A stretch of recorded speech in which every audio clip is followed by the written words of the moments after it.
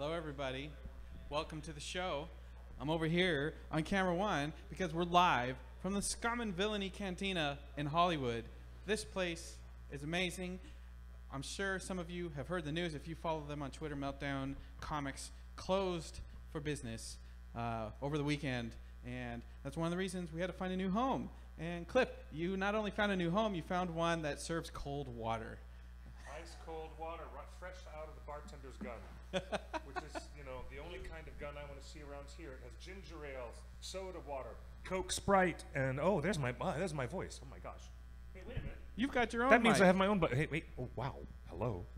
All right, look. This is the most refreshing glass of water I've had in a long time because I was just up there in the attic above Meltdown Comics.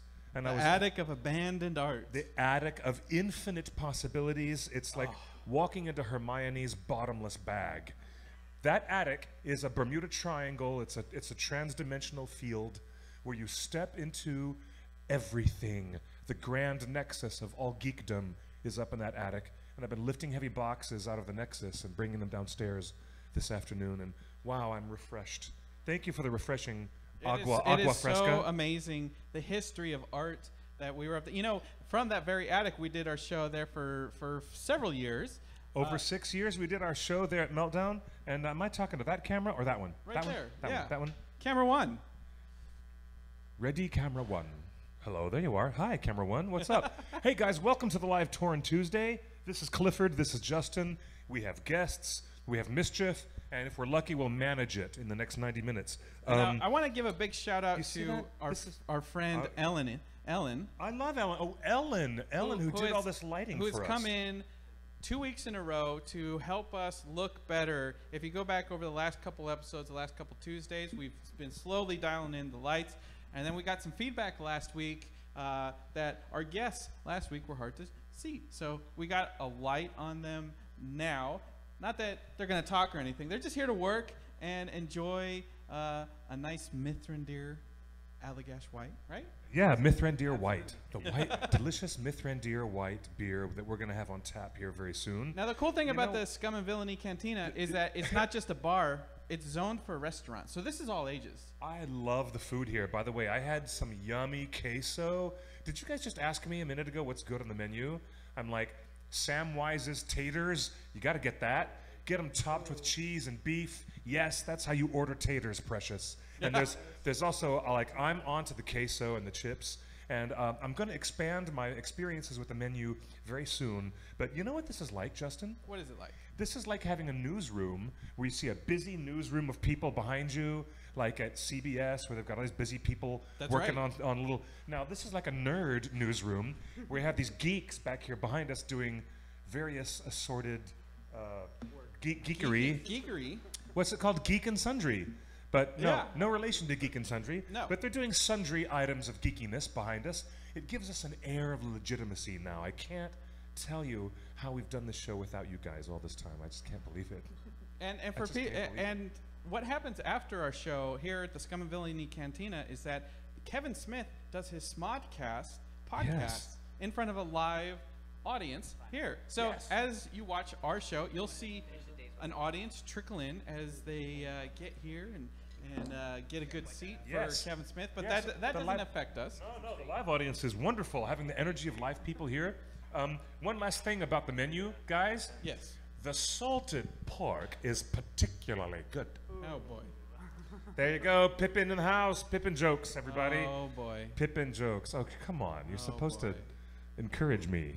Well, you're supposed to encourage me when I do jokes like that. I'm just really encouraged by all of the different camera angles. Look, I'm going to show you this at the beginning of the show, and then we're going to show you this camera shot at the end of the show, and you'll see that it just starts to get packed with seats and people and everything else. But our main camera is right here. Right, Cliff? And we put... This is where we have... We put a little... This is where we have foul-mouthed Gandalf sitting on my shoulder. Oh, boy. Dirty Gandalf? Now, what's the history of Dirty Gandalf? The history of Dirty Gandalf, provided by Chris Hardwick, who, when we were back at Meltdown and we were doing our show above the Nerdist Theater. We were right above the Nerdist showroom, where they had that great theater stage that encouraged so many and encouraged so much diversity and empowered great people to come up on that stage. At one point, Mr. Chris Hardwick was developing his At Midnight.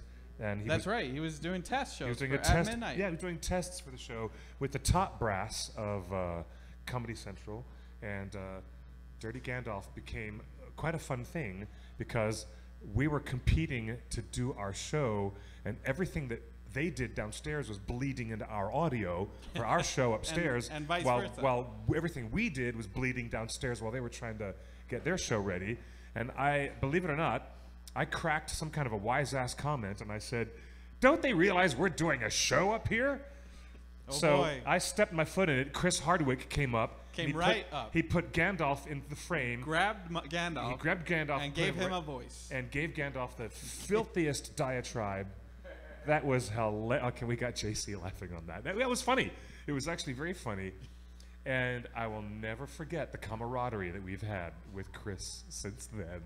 Oh, it's Since been then. amazing. Hey, speaking of amazing people, we've No, got I love the guy. the chat room is exploding. Elizabeth Buckles says, "I'm wearing the same Tree of Gondor hoodie that our guest is." Tree of Gondor hoodies.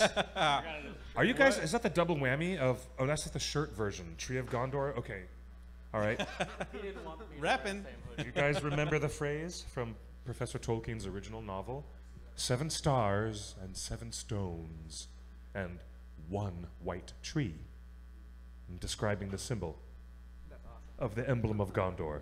Remember? No? All right. Now I'm going to ask our guests this really quick question while Justin gives us another camera angle. All right. Okay. If I was going to really pressure you guys and put your knuckles in the press and screw it down until they bled, would you answer, I'm a book fan or I'm a movie fan? Like, for real. What comes first in your fandom? It's just because of the generational thing. It's a movie. So your relationship is with Professor Tolkien's work through the films.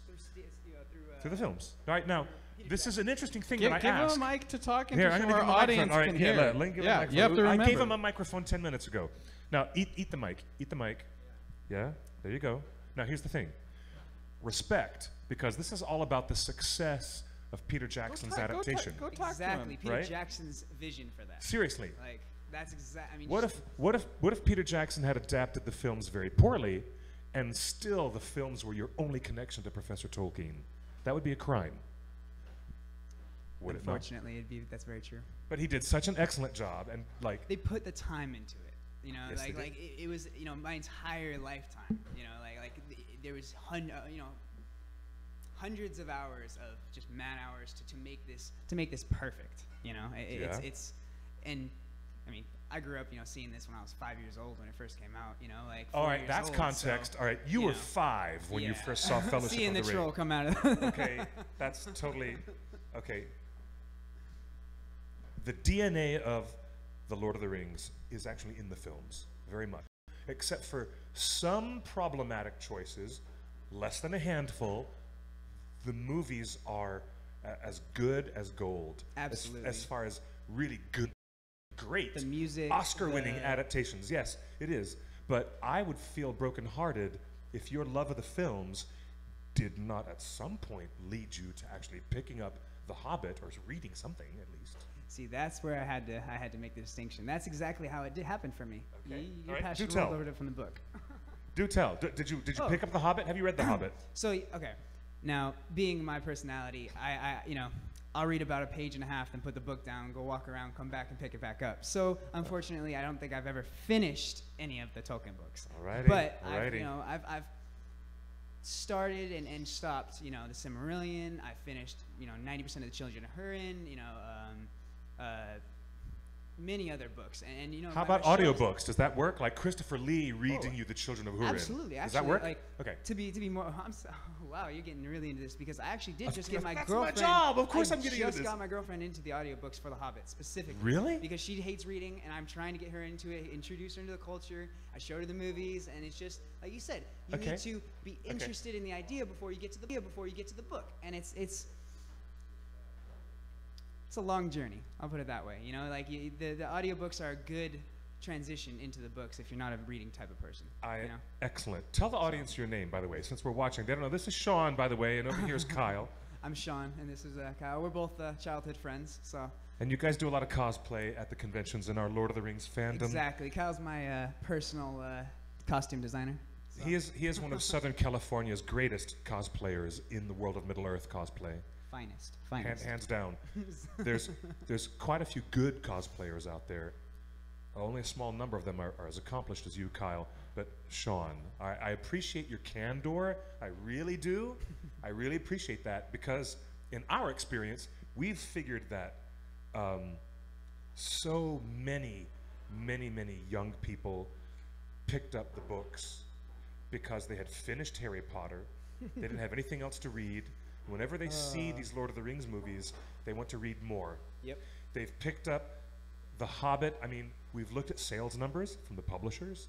Sales of the Lord of the Rings went up through the roof some 17 years ago when those movies were originally coming out. Same sales phenomenon happened when the Hobbit films came out. So, like, I get this. It's a progression for some people, but I really appreciate that. Ultimately, you do feel that the success of the films is rooted, is key to driving people back to Tolkien. Oh, right? Absolutely. Okay. All right. Don't you think? This is the most leading question I've ever asked. No, it's not. It is not the most leading question I've ever asked. Oh my God. What do you think, Kyle? Book fan? Movie fan?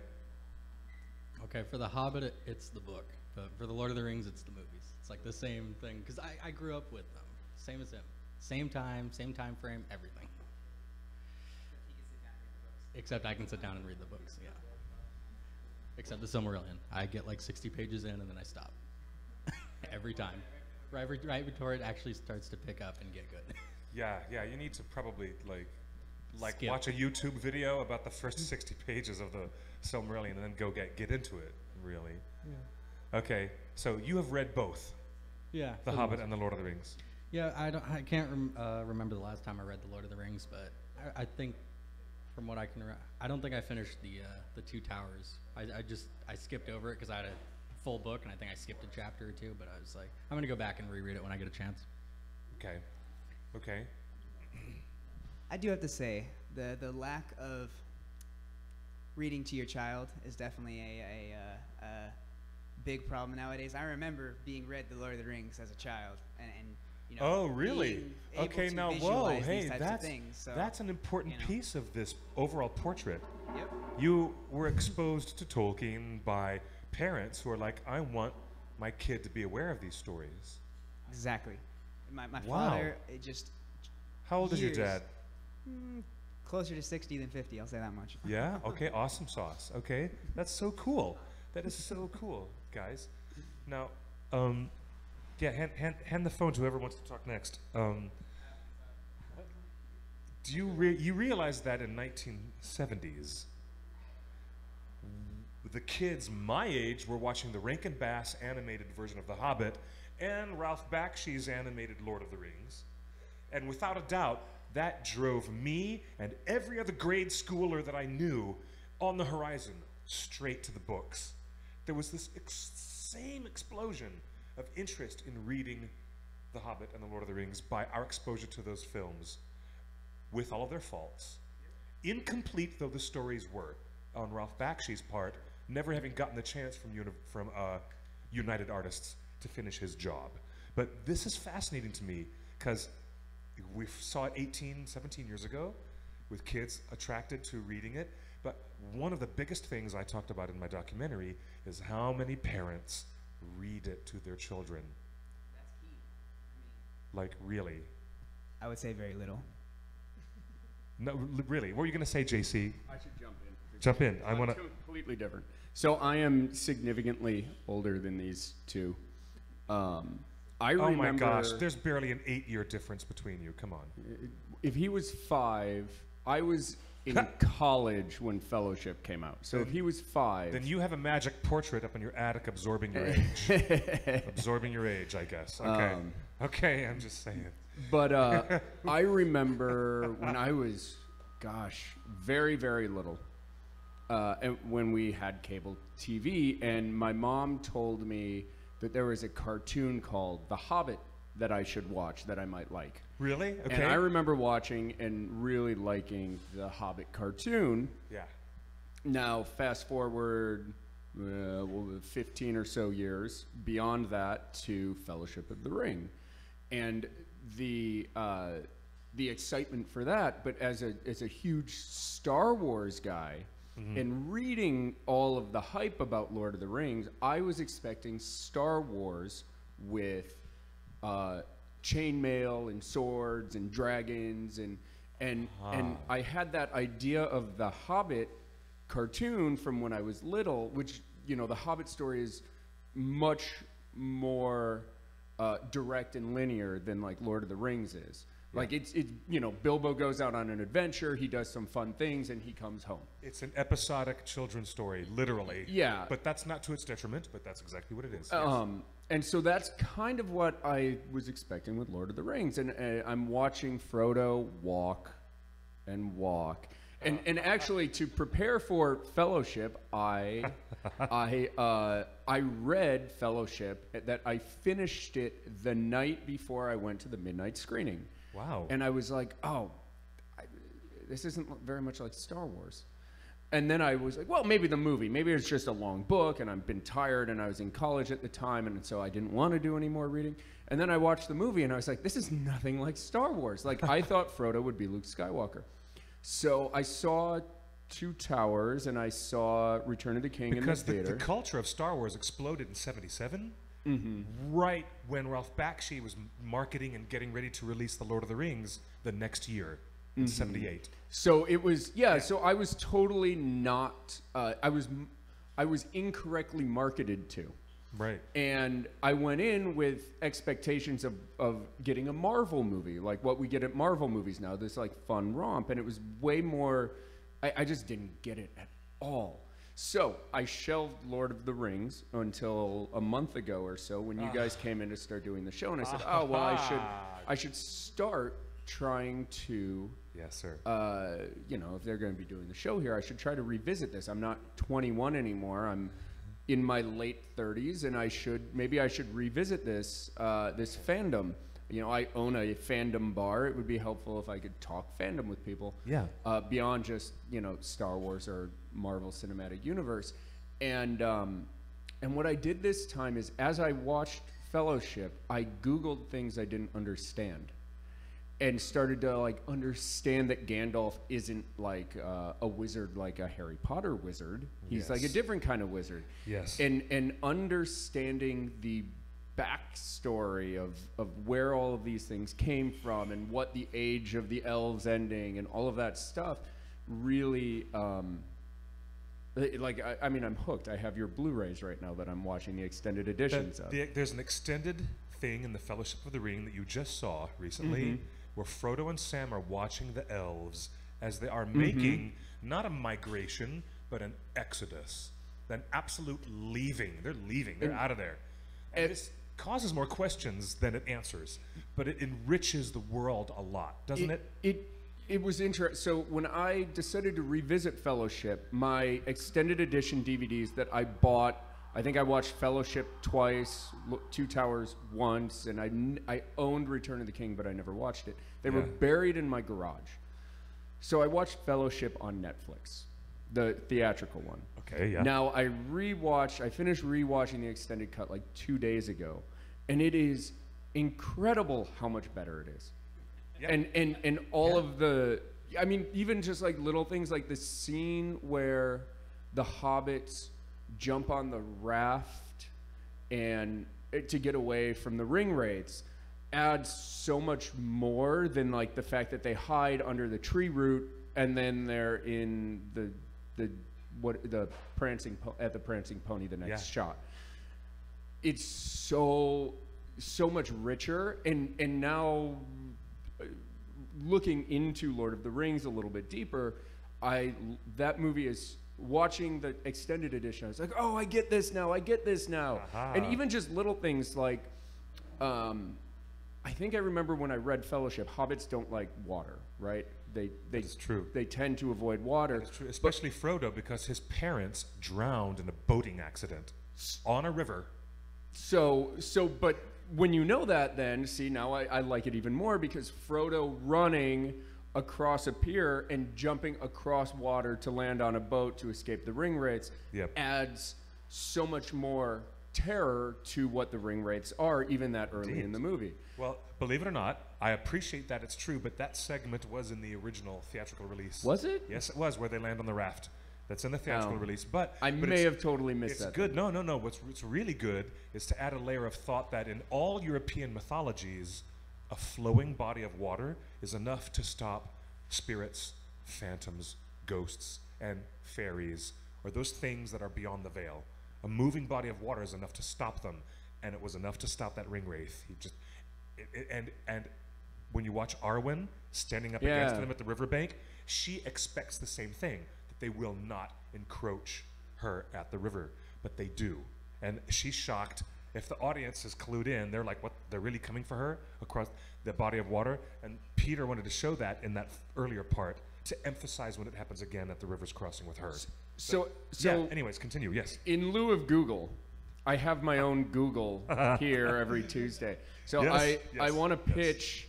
I'm going to continue to go through the extended edition. I'm going to go through the Hobbit movies. Yeah. And then my thought is that I will probably go through the Lord of the Rings and the Hobbit books. So as I have questions, I thought it would be more fun than looking at YouTube and Google to come here with my list of questions, and we can answer a question a week or a couple questions a week. To indulge my new fandom as Disney has commoditized Star Wars. I've found this renewed interest in the idea that this Middle-earth world is kind of finite in a way, and I don't see, even with the Amazon show, getting comic books stacked with novels, stacked with cartoons, stacked with every movie you can imagine about every character. Right. There's something appealing to delve as deep as you can go into this thing without having to worry about never being able to catch up. I would love to have a segment of our show, and yes, this is our announcement. We're doing this now. JC, this is excellent. We're going to have the questions from a noob. Every week, we're going to do questions from a noob, and you can give us like a short list or whatever you want to do. I'm so down for that. It is a pleasure always to help people take their first steps into Middle Earth. It is always my pleasure. But yeah, I was the guy who watched Clerks 2 when they make fun of Lord of the Rings. I was that guy who was like, yeah, make fun of it. But now I'm like completely on the other side, that now my friends are like, you're a ringer. I'm like, I know.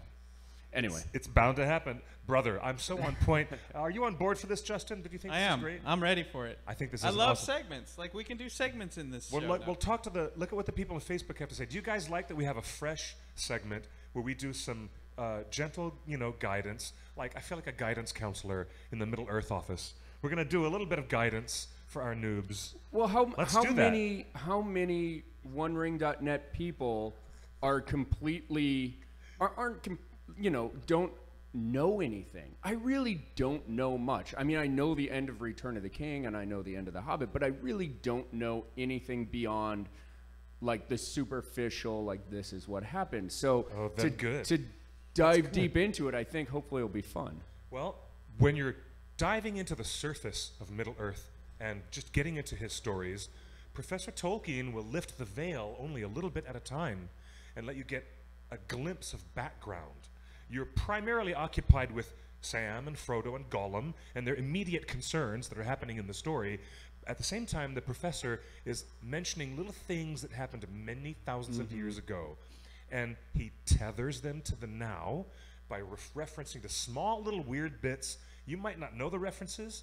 In fact, for a newbie, they just give an air of mythical, give you the feeling of a broader scope. But when you want to get really granular, we're here for you. We'll do it. But we'll I think totally get into it. I think that'll be fun. And then the people who know the Lord of the Rings better than anybody, can yell at me for being ignorant on the chat, like people like to do on the internet, you know? Or they can say like, oh, I remember when I first read it, I thought it was XYZ, but really it's ABC. It is. You know? Yeah, and you know, in Harry Potter, the wizards are just regular people. They're people with the ability, genetic or not, which is part of the tension of the whole story about whether wizarding powers come from genetics or not. And that's why there's racism and classism throughout the wizarding world versus the muggles. But in our world of Middle-earth, these wizards are actually angelic beings that represent a pantheon, like a Mount Olympus type thing, where they come from, like all the gods and goddesses from the ancient past. Now that is, I hate to demystify too much of it for you guys, but that's really cool. Yeah. That's like really a whole different wizard, you know? All right, I'm gonna let you get back to your regularly scheduled program so I can go pay for all the liquor that just got delivered. Round of applause for JC. That was very confessional. And you guys can come anytime. very This place cool. is open 6 days a week, except Mondays. And it is just the coolest place to hang out because there's always cosplayers. Every time I've come here, there have been cosplayers like WonderCon levels of just hanging out on a random day, on a random night, like holding their lightsaber in one hand and a drink in another. Or a sword. This is the place for it. Totally. This is definitely the place for it. I love that. We're going to be doing segments on this show. And we're also looking forward to inviting some really special guests. Yeah, to now that come we and have a join cool us. place to hang out and have fans come in, more than you. All right, More than just you. for a second of station identification, thank you guys. Hello to the entire interwebs out there. We love you guys coming to watch us. This is TheOneRing.net, also known as Torn. And this is our Tuesday show, also known as Torn Tuesday. Thank you for coming. Thank you for this, Justin. I'm Clifford. We've got Kyle and Sean over here Kev causing mischief over here. And we're live at the Scum Villiany Cantina. We are At live. Hollywood and Cahuenga, just one block from Hollywood and Vine, where the Ready Player One event is, and that was pretty amazing. Cliff, Did you have more fun at the Ready Player One event than you did at the actual film itself? no, I love the film. Yeah, the film was... The film is so good. Okay, well, we're going to talk a little bit about the impressions that we have from outstanding box office performance of Ready Player One. Do not believe the critics when they say this is the best film that Spielberg has done in 10 years. That is not true, but it is a fun, entertaining film for what it is. However, What do you mean what it is? It's perfect. it is way too talky. Remember, No, not at the all. the art of movies is show, don't tell. Okay, you don't need to. No, look, they needed to show. Look, show, this don't tell. And This he movie, talks, and there's constant narration. It's constantly needed. talking us through the exposition to lead the audience by the nose to get where they need to go. Look here. That's the here's only thing. complaint I really have. What name? Am I Name crazy? the two movies that you would closely compare this movie to. Tron. This movie is Tron all over again. In fact, what's his name from Star Wars Rogue One? The guy? Ben Mendelsohn. Ben Mendelsohn is David Warner playing, Sark. Look, It's all about I the think guy, I guess the you're- corporation, and that's Sark, that's Tron. I get it. I think you're missing the mark. I think it's Oh, more. I'm missing the point. I think it's more of war games in that Ready Player One introduces an entire generational culture, which is online gaming, MMO gaming, VR, AR, world experiences, to a mass audience. This is a very accessible film. You can take your grandparents to it and they can understand what's going on. You can take your parents to it and they will understand what's going on. That's why all that talking that you say is necessary. You may already know everything that's going on in that movie, from all of the visual cues to everything that they're talking about. But I'm telling you right now, Ready Player One is accessible to the oldest people in your family. I'm going to start a war here. You Please think do. Ready Player One is more expositional than The Last Jedi, which is 2.5 hours of exposition with a couple lightsaber fights in it and a bunch of nonsense? I never said that. Hey, even the Fellowship of the Ring, even Gandalf is guilty of like 12 straight minutes of exposition. It gets very talky at certain points. But then after a certain point, when you get that exposition out of the way, get the rest of the movie going. and let it happen. You're right about I'm Last Jedi. You're right about Last Jedi. I can talk about Last Jedi on your No, show. we're I not can't talk talking about it like on most that. other shows Yes, you because can. then I become a That's a hater. another episode. No, I don't. Hey, you know what? I enjoyed Ready Player One, but I also want to talk about the limits of how much you can use a certain generation of nerdcore, and how can you use it to sell a film to other people that never were in touch with that generation of nerdcore. I mean, That's what I'm talking about. This How movie, far can it go? This movie makes a lot of nerd things accessible to wide audience by explaining in very accessible terms maybe. how But the movie is what also the value of these digital worlds are. Yes, but the movie is also reliant on all of its humor and all the success of its realizations when the audience goes, "Oh, I'm getting on the feels because I hear Merlin's spell from the John Borman Excalibur film, and they're using it to light this fucking orb, pardon my French." And then you've got the fields from the Glaive showing up from the Krull movie. And oh, look in the corner, there's Hello Kitty, and there's Beetlejuice, and there's characters. I missed a lot of the characters. The movie gets a lot of its feels and its happiness, its happy buzz, from hoping that the audience will recognize these jokes and all these references. No, it's not. It's using pop culture as a self-identification tool. Every means- single character that you see on those battlefields represent a real human in a real place in the real world that True. have chosen that avatar or a version of that avatar to represent them. I and get that. It is more than just throwing a bunch of characters on screen. This movie, Ready Player One, tells you, shows you, explains to you that pop culture is just an entry point into a community. And you're True. missing the whole point by just saying, there's some Ninja Turtles, and there's R2-D2, and there's the Master Chief.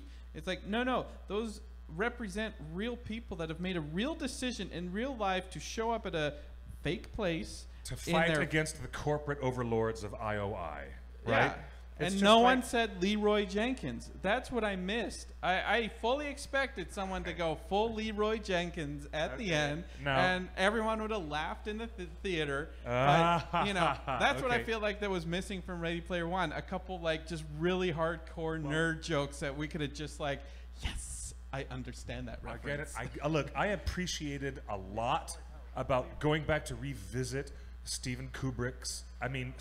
Sorry about that. I appreciated going back to visit Stanley Kubrick's film. I won't say which one was revisited, but after a while, like in another 30 years, will this movie be as relevant, and will people get the same kicks out of it?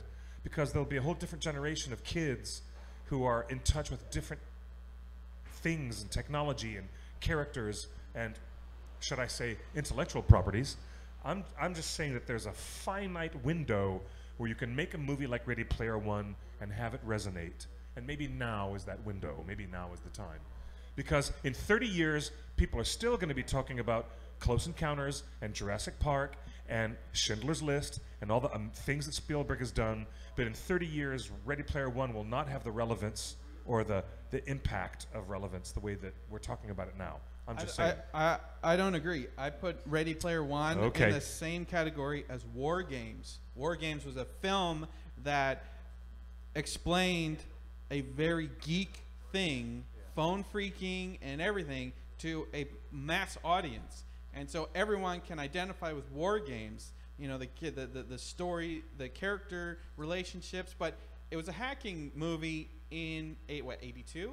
War Games? Yeah. Yes, but So- War Games succeeded because of the ongoing cultural fear we had in the early 80s of actually the Russians and the Americans going after each other with a nuclear arsenal. What do you think Ready Player One is about? It's about the cultural fear right now of a big company taking over the main platform of communication. That's what we're talking about in the news at all times right now. Delete Facebook. Net hashtag. neutrality. I get it. I get that. But So I put Ready Player One up there in those movies that take a very geek subculture with very hard to describe things in a 2-hour movie and make it totally accessible. 2 hours and 20 minutes. Wow, you hate this movie. I don't hate this movie. Speaking of I things, don't hate this movie. I said it was a rather amiable, good time, but I don't want to hear critics like I have been seeing on BuzzFeed for the past 4 days. This is Spielberg's best achievement in 10 years, when that's clickbait. I think it's appropriate to give the audience a fair warning. Well, ignore the clickbait. They're not wrong. I've gosh. fallen asleep at Spielberg's last 3 movies. Lincoln. Yeah, everyone fell asleep in Lincoln. That's true. Yeah, that's like, true. The Post. What else? Like, name his 3 other movies before that. You can't. The BFG. Does that count? As a Spielberg movie? That's true. I didn't even see it. Yeah.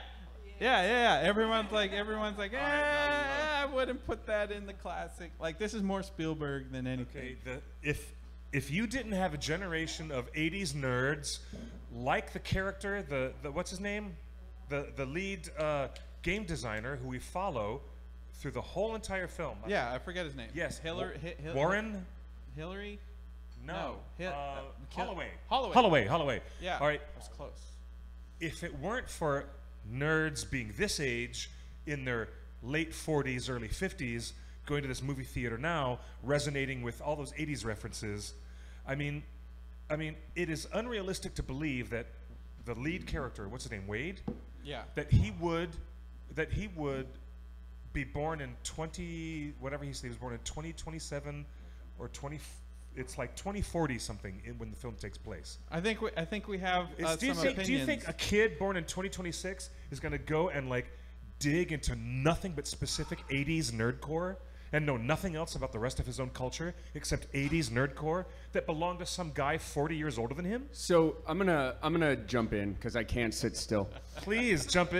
So I think he would when society outside of virtual reality has crumbled. And if let's pretend society crumbled and you created a VR world that the entire world lived in. Everybody, like the most popular name would be Gandalf. You know, everybody would want to name their kid Frodo. So Holiday grew up in the 80s. That's what he loved. 80s pop culture was his thing. That's what he was passionate about. That's how he found connection to the world. So when he built a world, he built the world where the central focus was what he grew up on. And so if the world that we are living in crumbles and our oasis is a world that somebody built who idolized things like Lord of the Rings and Star Wars and things like that, yeah, you would deep dive into that, and that would become your culture. The same way, I mean, you even see it today in patterns of music and clothing. I remember in the early 90s, I loved the 80s look. But I remember in the early 90s, I wasn't cool anymore because everybody in school was wearing bell bottoms and tie-dye. It's the 20-year gap. So if Holiday was excited about the 80s and it's 40 years later, it actually holds true to the way that society works here, where people who grew up in the 80s are now in their mid 30s to mid 40s. They have disposable income and they want to see Voltron and they want to see I just bought the Hasbro. I hope my girlfriend's not watching this.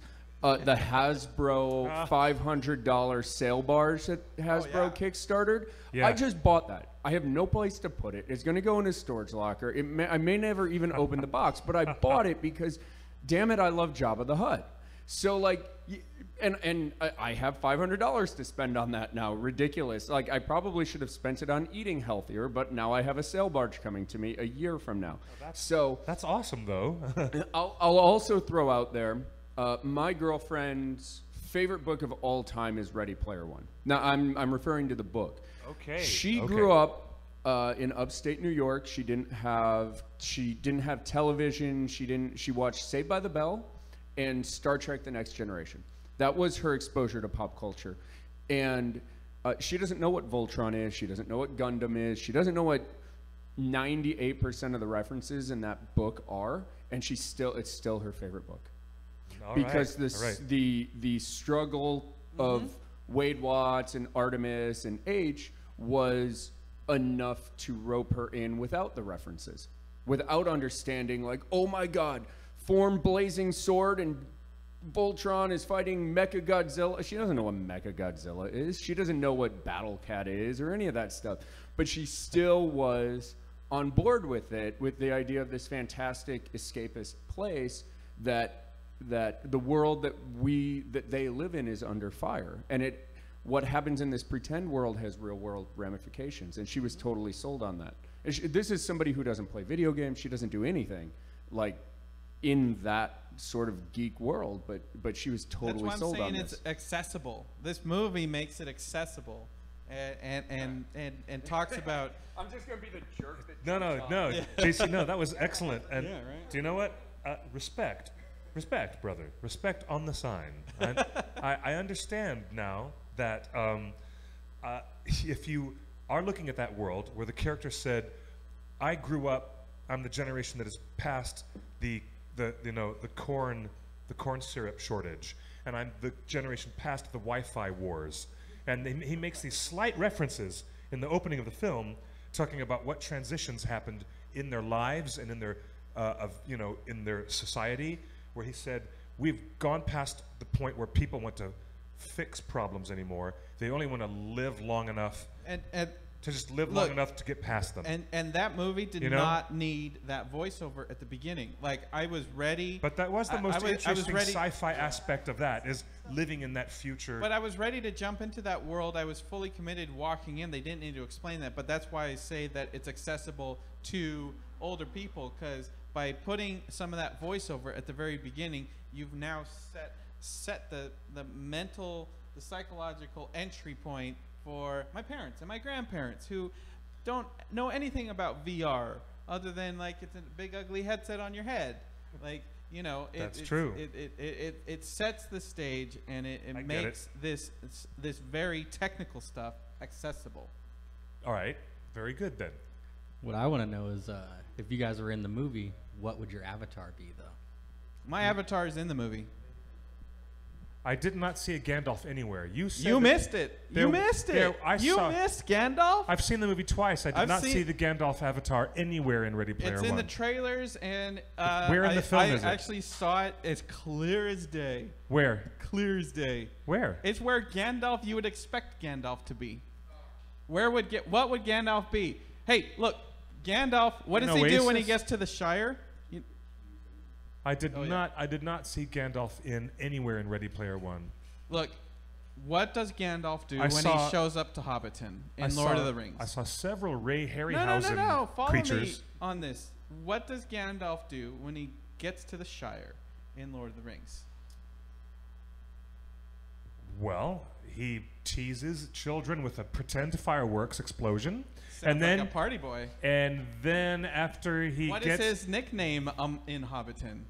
What is the reputation that Gandalf has? he has a reputation for being a troublemaker, A disturber. a disturber of the peace. of the peace. And then what does he do when it's and then late he goes night? he goes to see Bilbo. Frodo runs off into the woods, and then he goes to visit Bilbo at the front door. But then what happens when everybody gets together at night? Gandalf brings the party. He does. Gandalf's a party boy, and you will see Gandalf at the club. Because In the club scene? Gandalf is a party boy. In the and distracted- the only place that is appropriate for Gandalf to show up in Ready Player One Yes. is the club. I saw the film twice. I was looking for him in the distracted planet. I did not see that.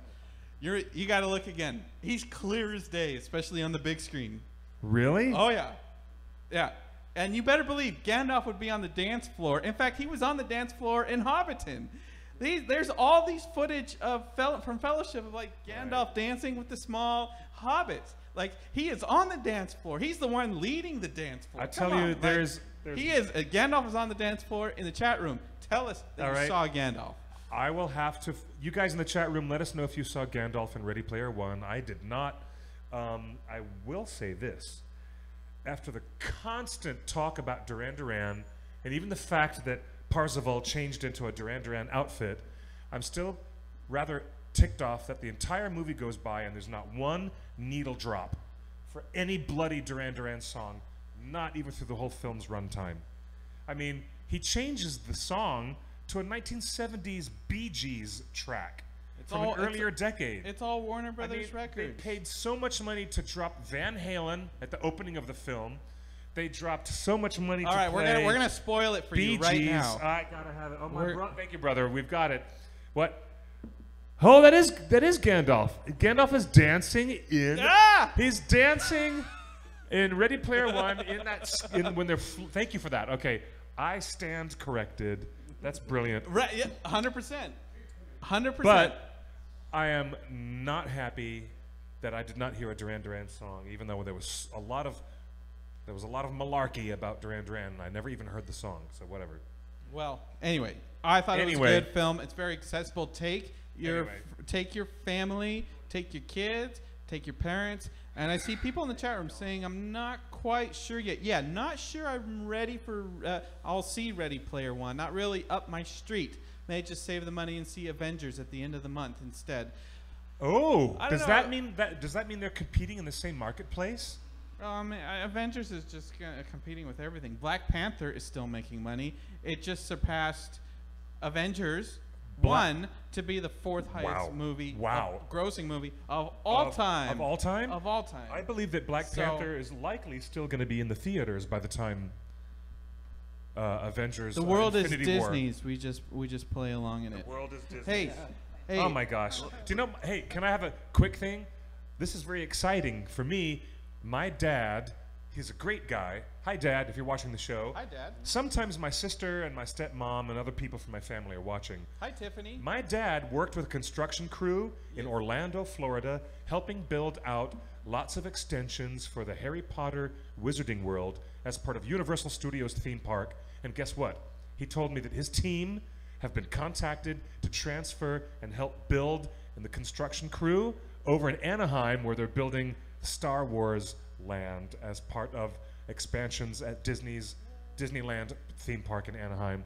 That is so cool to think that my own dad might actually be transported all the way over here to California, where he's never been, and I get to hang out and see my dad, and he's going to work with the people building the Star Wars stuff at Disneyland. I think that's really kind of cool. Can he just stay in Orlando? He just finished Why don't you building- visit your own father? Have him stay in Orlando. I did. I just saw him. I was just there. I Okay. surprised him for He Father's Day. He should stay just in last Orlando. June. He should stay in Orlando. He just finished building platform 9 3/4 in Orlando. Your him dad and his does team. not need to come out here to work on Star Wars. I think it's like a cool He thing. He needs to stay in Orlando and work on all the Universal Studios in Orlando. No, that's like an expansion on his resume that I think he should have a chance to do. I think it's awesome. Well, I think it's awesome. let me blow your mind then. Go for it, Dad. I think it's an awesome job. by the way. Are you ready for this? I hope it happens. I hope it happens. I What? hope it doesn't. Why? Why are you being a Grinch who stole my dad's paycheck? We have just got Oh my late breaking gosh. news. Just before this Grinch. show went on the air, we just got late breaking news that Universal Studios is very close to signing the Tolkien estate license to build No. Middle Earth What? at Orlando, Florida. What? Universal Florida No. is going to have a. When did you get that news? It just broke on the news today. Are you kidding? I'll pull it up right now. You're kidding. I'm not kidding. Are you kidding? Universal Studios has been in negotiation for 8 months with the Tolkien estate to license Middle Earth and the Shire to build it in Orlando, Are you Florida. serious? I have very mixed feelings about this, guys. Do you guys? We've talked about this on the show before. We've had fans But- actually send us diagrams of how they would build out. How does that make you feel, Cliff? You guys are live on the air. What do you think? How does this make you? I want Cliff's reaction. I have very mixed reactions. If your dad came here for Star Wars and then they started building Middle Earth, If they I'd do, be pissed. That would be cool. Do you think he should stay there and start building Middle Earth? No. I just said that. I have to say, I have all the best for you, Dad. I want you to get that job and like work on that fabulous project, whichever one it is. Whether it's Star Wars or Middle Earth, I love them both. But I have mixed feelings as a fanboy about the existence of anything that is Middle Earth being commoditized. Like, didn't JC just use that word a minute ago? Commoditizing 10 hours Middle ago, Earth? the news is breaking today. Universal Studios is closing in. They've already signed Nintendo.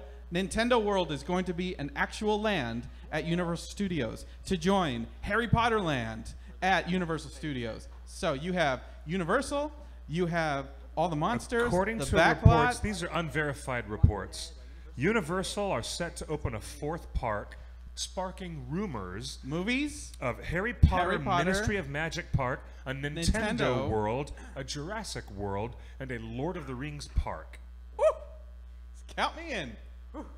It says the suggestions have been posted on the blog Disney and More, a website which we don't know if they're getting. They track everything. I've seen stuff on that web. Look, on as that a blog journalist, spot. look, a reputable source is always a reputable source. If you've got one, Do you trust, show me your source. Do you trust Unilad?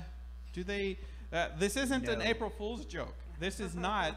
It was not posted on Sunday. It was not posted on Monday. Like this is definitely not. The blog reports that the new Florida park has a code name, Project 314, and says it could be finished as soon as the year 2023 or 2024. Which would is put the it- year when Wade is born in Ready Player One. See? Okay, it's all coming back to that. Oh my gosh. And that would put it What, in really? line with the design of the Amazon series. So whatever Amazon designs would be in coordination with the design phase and the construction phase of a Universal theme park. So this is all, it's like New Zealand can have Peter Jackson's Lord of the Rings. Like they already built Hobbiton, they have the Green Dragon down there, you can go visit Rohan, like everything. Like, but Cliff, Wow. I can see the, Well- the blood draining from your face. You can see the blood draining from a lot of faces. Look at what's happening in the live chat. Look at what's happening in the live chat. Hold that. Hold that. So wait, before let's get some feedback from our guests. Yeah. Like, wait a minute, you guys. Like, really? All right, Really? Kyle. We just broke some big news, rumors. I should say. Let's just call it rumors. But what do you think? What's your first gut reaction? The news is saying that they're getting close to doing this deal. Do a Lord of the Rings theme park at Universal Orlando. The news also suggests that the Lord of the Rings as a park idea has been a player on the table for years, and it's been floating around, and now they're getting closer to actually finalizing we it. know absolutely it has been. Jokes on us. It's just going to be a little park section that says the Lord of the Rings, and that's it. And it's just going to say, "We got you." With little Gandalf. No, With a little seriously? Gandalf, and that's it. You flew all It's the way a over here shop. for this? It's just one hobbit hole. That's it. Well, It's a photo op in front of a door. Which Do you you know- can get right here at the Scum Villiany Cantina. We've themed the bar as green, like green hobbit doors. It looks pretty good. I would go. I would be one of the first persons to buy a ticket. I would go. But I have to say, I still have reservations that are hard to express about. Oh my! I thought you would be so hyped. You just talked about how hyped your dad was. You were for your dad about working on Star Wars Land in Look, Anaheim, and I we're- just told you that he might work on your passion. We are already This aware. is like a huge bonding No. moment for your father and you. It's- Like you it's- could go and consult on the park and Oh, maybe great. work No, with your wait, dad wait. on Middle Earth. Oh, that's hilarious. This is a bonding experience, just ready to No, happen. no. What is a bigger concern? What is a much bigger concern? Oh my goodness. Don't worry.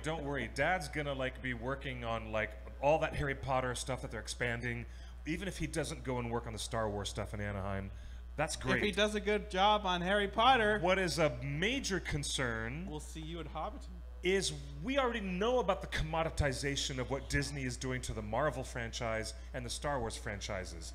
The proliferation of separate comic book titles, the stuff they're adding to the theme parks. We're already well adjusted as a fandom to the Yes. idea of Star Wars now being extrapolated all these many ways. Right. None of us are used to the idea of Middle Earth being turned into a theme park.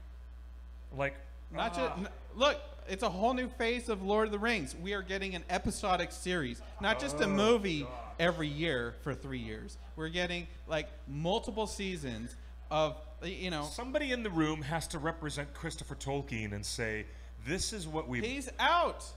Christopher Tolkien is But out this of is the what estate. he's been guarding against all these years. But Oh no! Hey, wait. I'm the one person. I'm the one person who's going to actually have I'm to say this. shocked that you're not on board. I didn't say that I wasn't on board. I said I have reservations. Do you get the difference? He has reservations to the park. Yeah. I've got reservations to the park. Yeah. All right, thanks.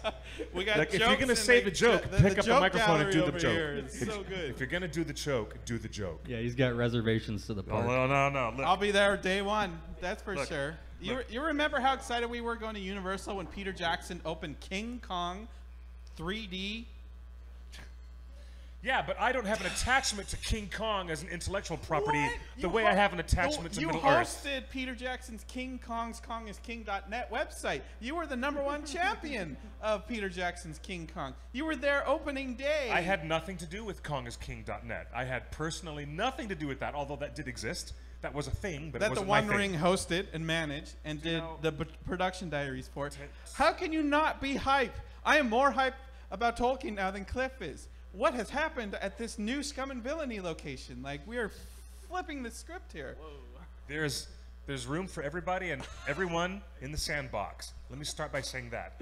There's room for everybody in the sandbox, but to see a literary masterpiece now being moved into an area of like to be an entertainment expression with people putting together like rides and themed stuff, it's like it's as far removed from our original relationship with the source material as you could possibly get. But how can you That is- say that when we've it is spent 2 natural. episodes of this actual series? We spent 2 episodes mapping out an entire Tolkien theme park. And what a theme park. Like, imagine the water rapids ride. Like, The barrel everyone ride, I gets get their it. own barrel. Like, a Tolkien theme park sounds like most exciting. Like, you could have big slides that look like piles of gold, Yeah, and it's- the dragon is chasing you. It absolutely Like, that could be a grand. roller It could be coaster. absolutely exciting, and it could also Ride the do birds. Like, it the- could also do Minds a of lot Moria, of the ride. damage to what Professor Tolkien actually left us with. Exactly. It can't be a commercialized product.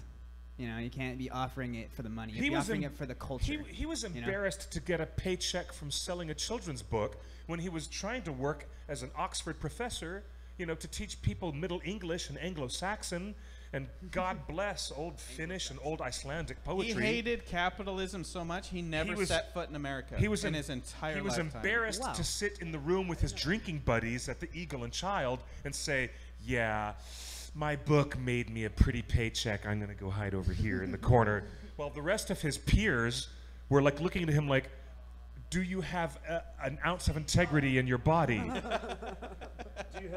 Do you have any integrity in your body to teach these kids about what you're really supposed to be teaching them while you're off gallivanting with publishers making these fantasy books?" And then his best friend, C.S. Lewis, got in on the game, and a few of his other writer friends got in on the game, and it became like a thing, I guess. But as much as I would be the first person with a ticket, I'd be the first person with a season pass. I have to admit, so that there's no branded hypocrisy tattooed across my bald forehead. I don't want to wear the neon scarlet letter of Hester Prynne being H the hypocrite.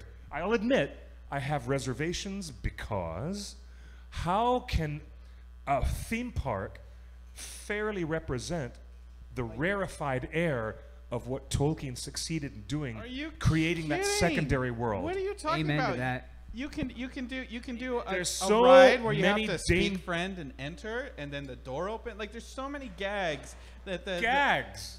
Yeah, gags. that Tolkien employed. And gags like that are not in danger of cheapening the actual legacy. No, of- I want to be in that world. I want to live in that world. All right. Look, there's 2 sides to this. I want to represent both sides of this, but I'm excited. At the same time, I have conflicted feelings. That's all I've got to say. Kyle, what's going That's on? all I've got to As say. long as they don't do it like Legends of Tomorrow did with the Tolkien episode. That's exactly what I'm talking about. Thank you for saying that. If that bloody theme park ends up looking anything else like that episode of that show, Speaking of Yes, please. It's a you live got an show. opinion here. That's what we have. Welcome. We have the audience joining us. Don't forget one other thing. You have a great idea with that theme park, but for like a Halloween theme, you can do like the Cave of the Undead with Aragorn. You know what I mean? Man. The ideas are Yes. limitless.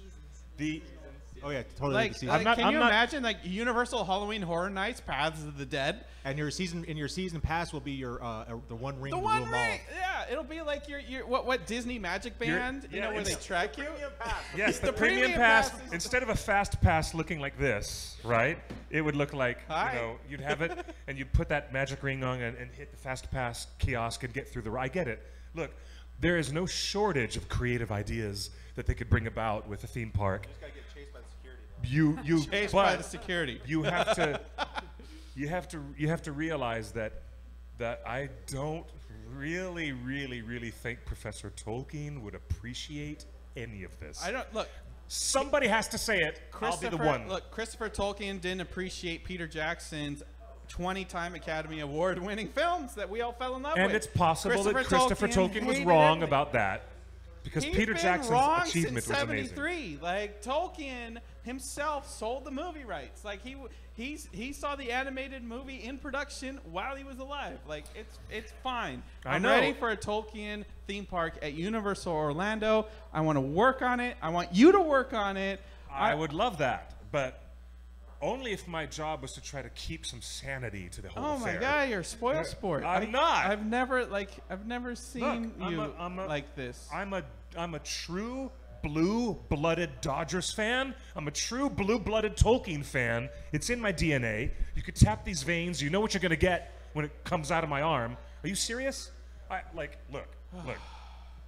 Passions run high on today's Torn Tuesday. Don't be. And you guys, of course, thank you for coming up. Anybody in the audience can come up and add their opinions and add some thoughts, because we were planning on doing this anyways. We've got more opinions here on Tolkien's theme We're changing park. our camera.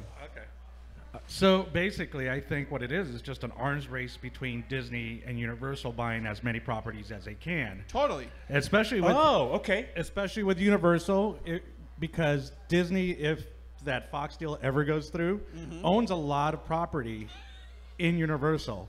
Yeah. So Universal's looking to start filling in those holes just in case Disney's like, we need a little bit more money if you're going to keep our rides there. Yeah.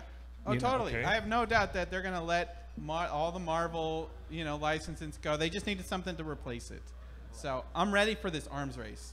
Pixar, Lucasfilm, Disney versus Lord of the Rings Harry Potter and Nintendo. Mario. and Nintendo. And Mario, yeah. In that vein. And okay. Jurassic World. Like, yes. Now, I want it. appreciate you. What's your name, my friend? Tell the audience. Amador. Clifford. Good. Welcome aboard. Welcome aboard. The idea that other intellectual properties might be involved in like a race to the finish, Race to the Outhouse by Willie Make It. Sorry, I had to do that. But that's interesting to think that there's other stuff on the table that might be part of contract agreements that we're not even thinking of. Because that's the same almost like bringing it back to Ready Player One. Yeah. All these companies are like, well, we Yeah. can make money if we reintroduce, all these old characters, especially Atari working on their new console, Yep. getting everybody like, oh, Atari 2600, what is that? So they're bringing a new generation of fans to start playing those games. I'm gonna play Totally. I'm gonna play the Miyazaki card because I always do, and I'm just gonna say that there have been false flags many times about Studio Ghibli creating a themed park, and then we found out that Miyazaki was agreeing to work on some elements that were part of a nature trail, nature preserve area. That got conflated into really bad clickbait and became another swirl of inaccurate stories about Miyazaki is greenlighting and supporting a bloody theme park, which is not what was happening, right? So I want to make sure that we are not premature on our broadcast. I'm just saying. I'm just Okay. reporting what the what the rumors are. Clickbait from what website? Name your source. There's multiple Name websites your source. reporting this. Right? Breitbart. No. Nope. It's not Drudge Report. You're not reading that. Not on my show. You're not. All right. No. You want real news? Here. No, I'm excited about the possibility. Thank you, my friend.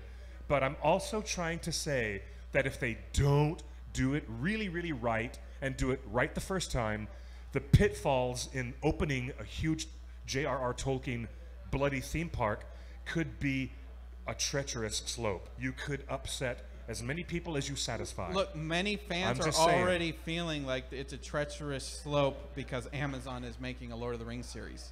Like, fans are already there. They don't want more Tolkien. Anything more will be less and could ruin the thing. All right, you want real news? I'll tell you real news. Denethor Returns.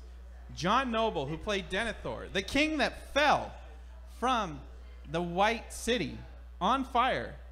Yes. Yes. He is returning to television. Yes, he is. John Noble has filmed an episode of Legends of Tomorrow character as Denethor with the actual big fur coat and everything like that.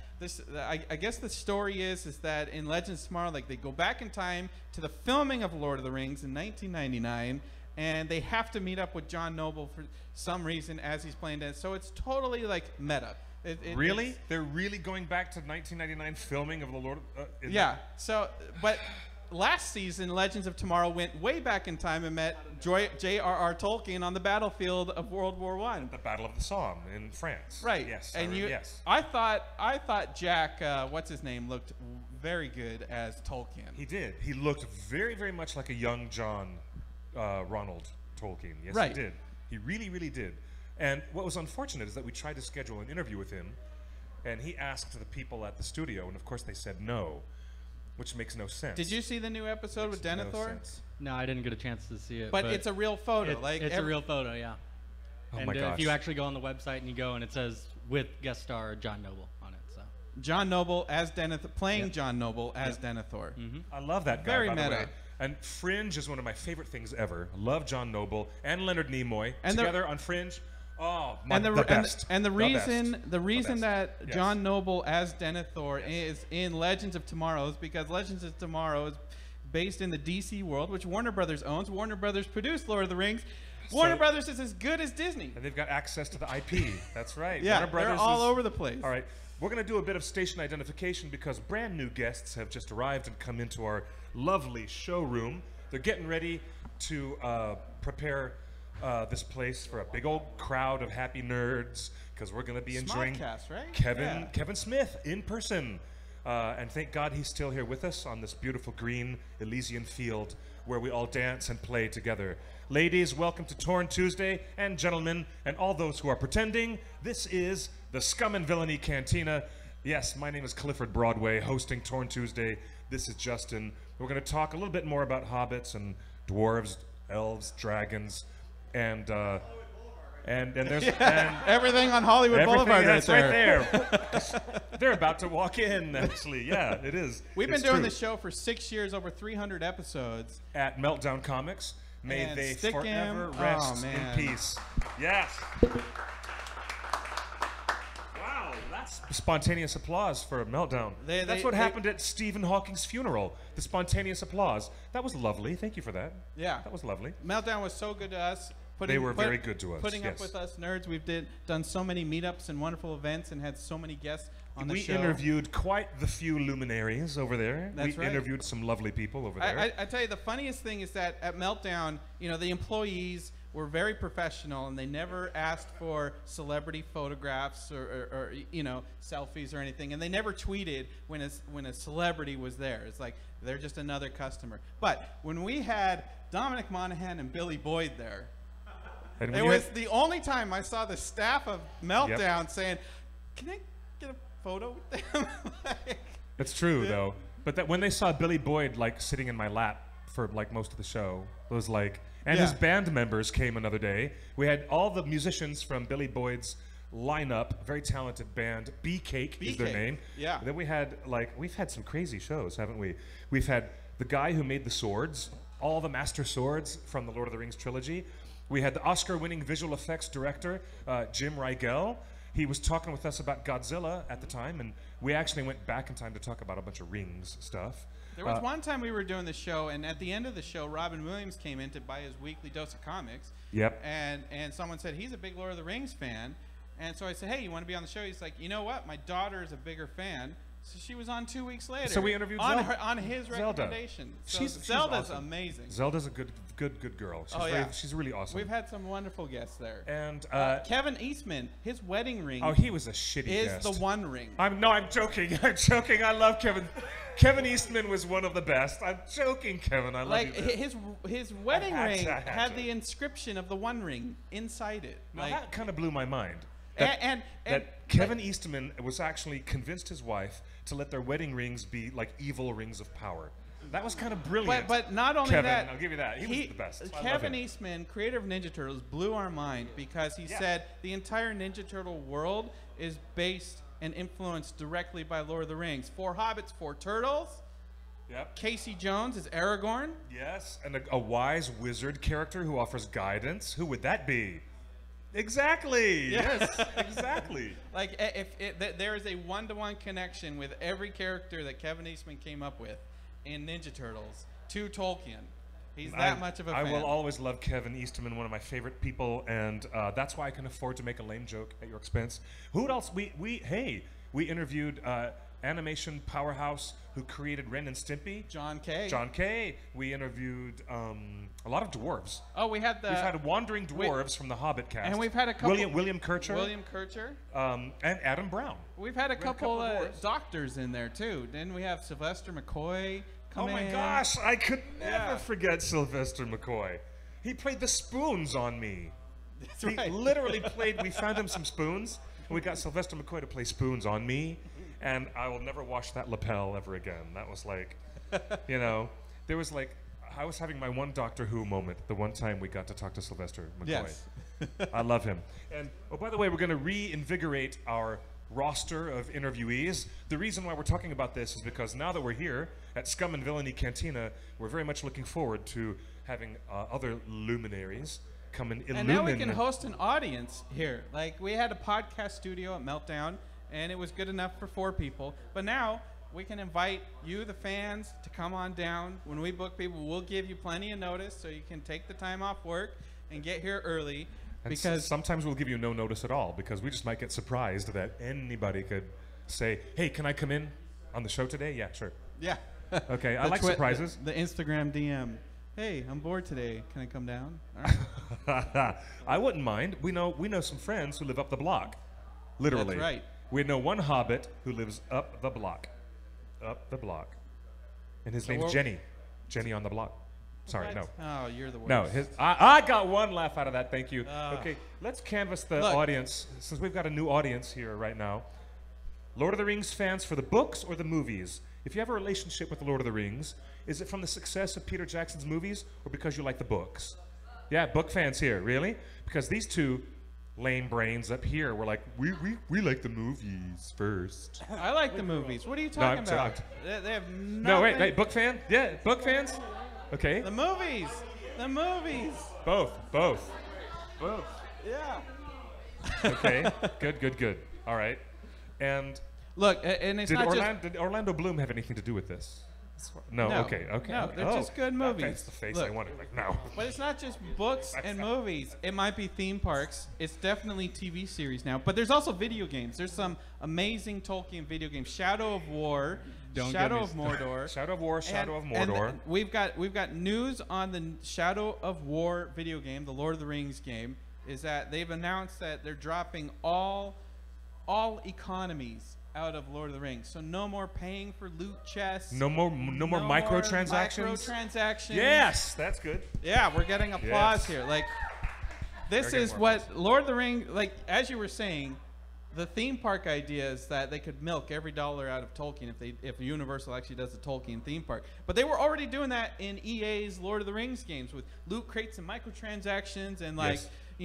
Level up your orc, by spending $60 extra. I was watching, I don't know why, random YouTube videos, and I ended up going to Watch Mojo, and they had like the top 10 worst Lord of the Rings video games ever made.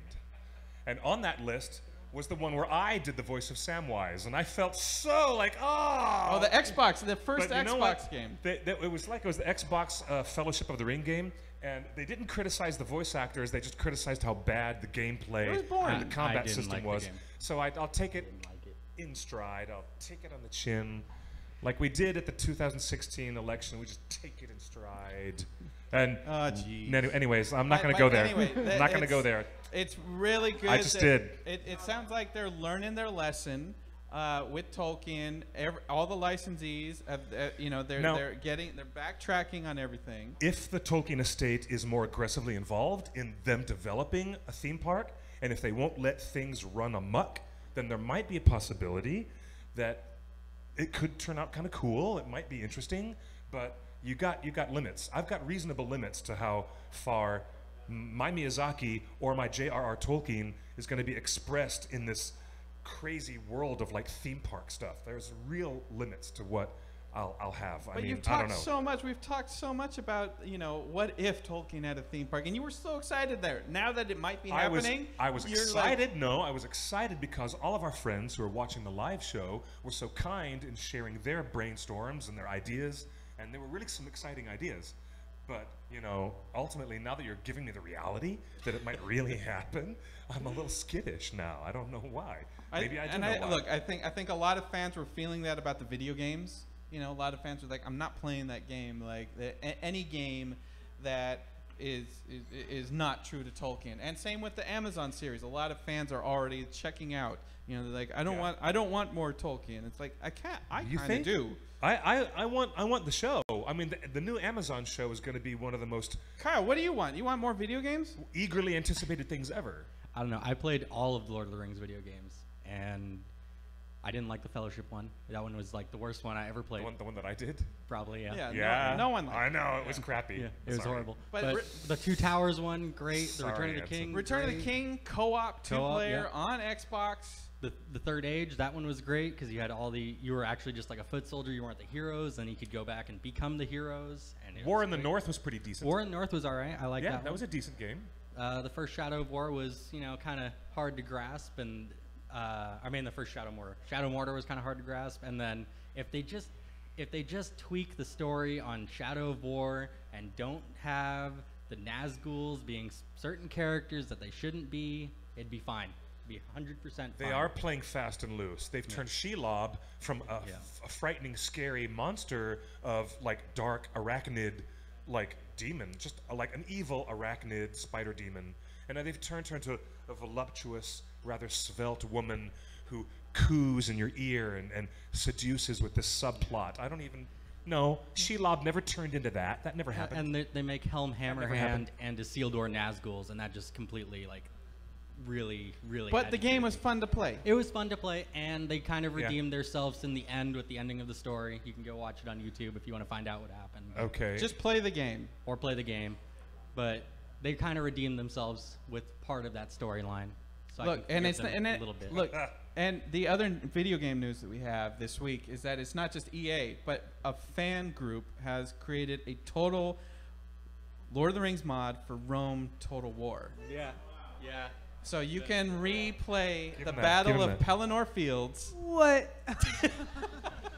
Really? Yes, you can replay the entire final battle, choose any of the races, and it is a complete overhaul of Rome Total War. Totally illegal. I can't tell you where to get it, but it's around. I'll find it and post it. Yeah, You will have find to it. I bet you but will, If so. you can bring it on a You'll find laptop, it. we can play it here. You could be like, showing off the game. Like we need a gaming laptop that we can show off the All right, game. maybe there's a lesson to be learned there. If the official licensee won't provide it, then the fans will find a way. right. Just They'll like, do a build. They'll make it happen. Just like there's a whole Minecraft Moria, like and it's a private server. I heard about that a long time You have ago. to pay to be on that server, but they've fully recreated the entire Dwarven halls of Moria in Minecraft in style. Minecraft. Actually, I'm kind of cool It's with that. amazing. There's Yeah. a bunch of Skyrim mods for Lord of the Rings too, which is great. You can get a bunch of the armor, and I think there's some. So followers Really? and stuff. Okay. Look, Cliff, Okay, you're okay. telling me that fans are willing to mod every game out there because they love Lord of the Rings so much, and now that the official license holders are like, hey, if fans are willing to do all this like stuff, why don't we just do it? We can play a little fast and loose with our yeah. video games. I And, get we can do a theme park, a Lord of the Rings theme park. at Universal.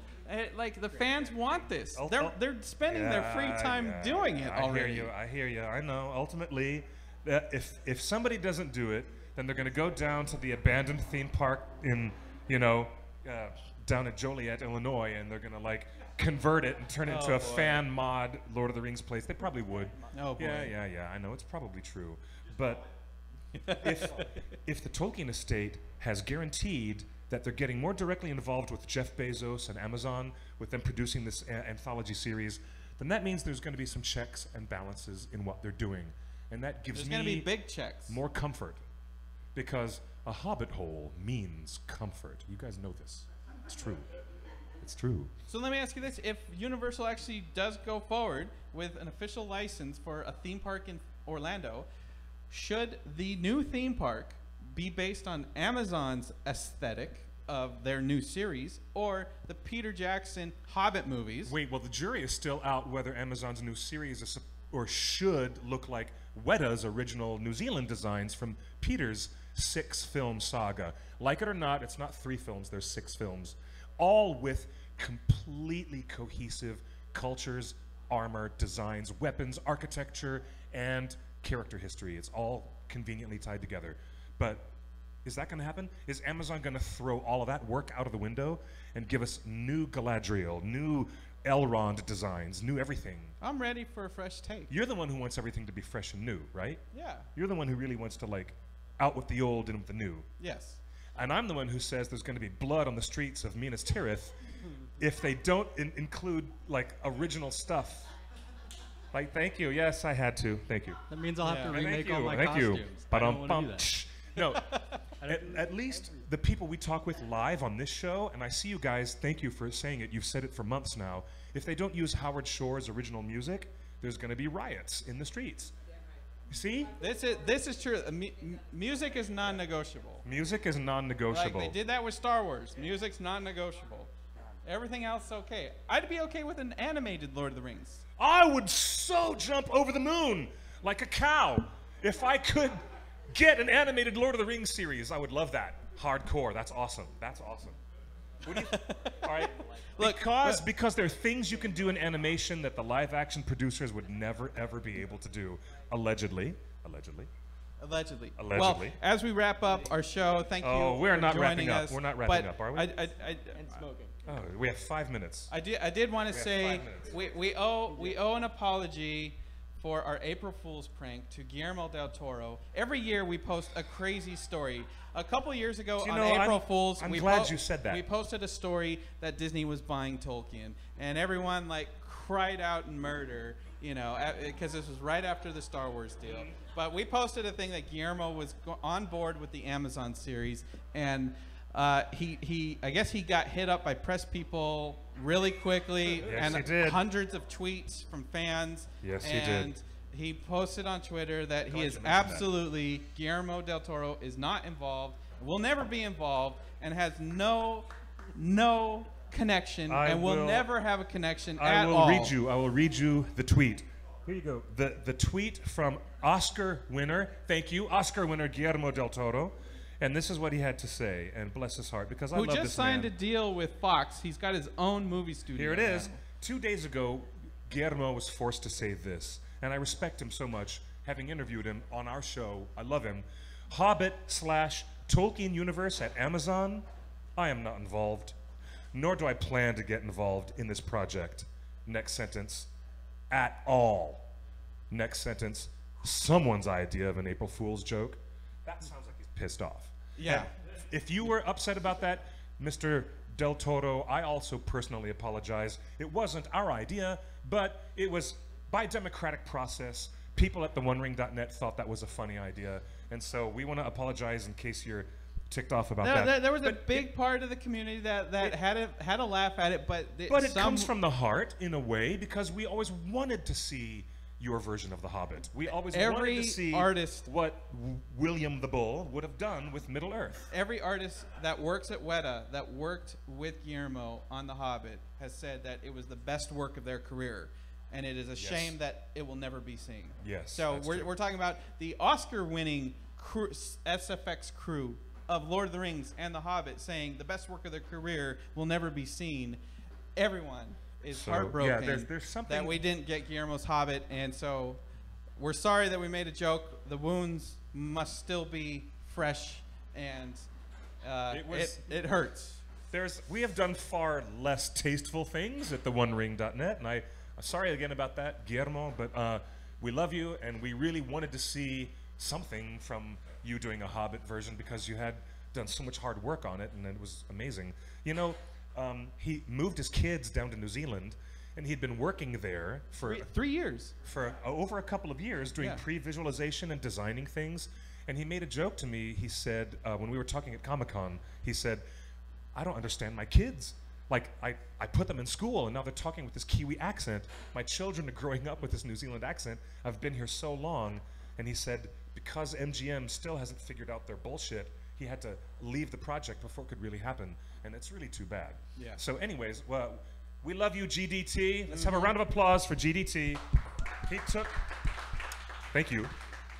He took that joke and told us that F you. He doesn't want anything to do with that stupid joke. Sorry about that. Yeah. But you know what? So Amazon, that's what I'm saying. Amazon got to guilty start as with a charged. clean slate. Clean slate. You really want to see a whole new I everybody. want Brian Fuller. I love Brian Fuller, and I love his Brian work. Fuller. But I want to see Hugo Weaving come back and do Elrond half-elven. Anybody? Yes? Yes? Thank you. Okay. All right. I want to see Kate Blanchett come back and show me how beautiful a 7,000-year-old woman can be. Yes? Yes? Thank you. Yes? Thank you. Thank you. I just hope she shows up. I've got in a Avengers. consensus of agreement. I'm going with it. I hope right Hela here. shows up in all the Avengers, both of them. Oh coming yeah, forward. now she's in the Marvel Extended. That's right. Marvel Cinematic As Extended. with like everybody, right. every single elf character in Lord of the Rings has turned into a bad guy in Marvel. Red Skull is Elrond. Yes. Richard Armitage was even a Nazi guy, right? And Galadriel turned into an evil character in Marvel. Hela. The only person left would be Orly. Orlando Bloom, if we can get you to put your pants on and get out of Katy Perry's pool. I'm telling you, Orly, we could probably use you as a villain in the Marvel universe, maybe. Never trust we an elf. could. Never Shut up. trust an elf. He's over here like snorting at me. That's funny. Anyway, what is we're, it, Kyle? we're What do you here. want to say? I just said it. Never trust an elf. Never trust an elf? Never trust an elf. Never trust an elf. Got a meme. Never trust a dwarf. Okay. All right, Cliff, we got to wrap this up. We're live every week, 5 to 6:30 p.m. Pacific time I'm from having Hollywood too much fun. here. We are having too much fun, more fun than he deserves. Thank you guys very much for joining us. Thank you guys very much for joining us on TheOneRing.net live, Torn Tuesday. Where can people follow you? We're going to follow us at TheOneRing.net on That's right. Instagram, Twitter, Facebook, the Book Face, the Twatter Book, and you can follow me on Instagram at QuickBeam2000. This guy, he's Justin's big idea. But really, we want to drive some followers for our wonderful hosts at the Scum and Villainy Cantina, SV Cantina. Scum and Villainy Cantina in the heart of Hollywood. You guys are welcome to come in, dress in cosplay. I've seen cosplay here almost every time I've come. So, What do you think, Gandalf? Should we invite people to come and enjoy this wonderful experience that we're having here at Scum and Villainy? Yes. We should. We're inviting you all. So do all who live to see such times, but that is not for them to decide. All we have to decide is what to do with the time that is given to us. Thank you, everybody, and good night. Thank you. Thank you, everybody, and good night. Thank you guys for being here, by the way. Thank you for having us. It's a pleasure. All right. I don't know. All right. Are we off the air yet? yes. Seriously, guys.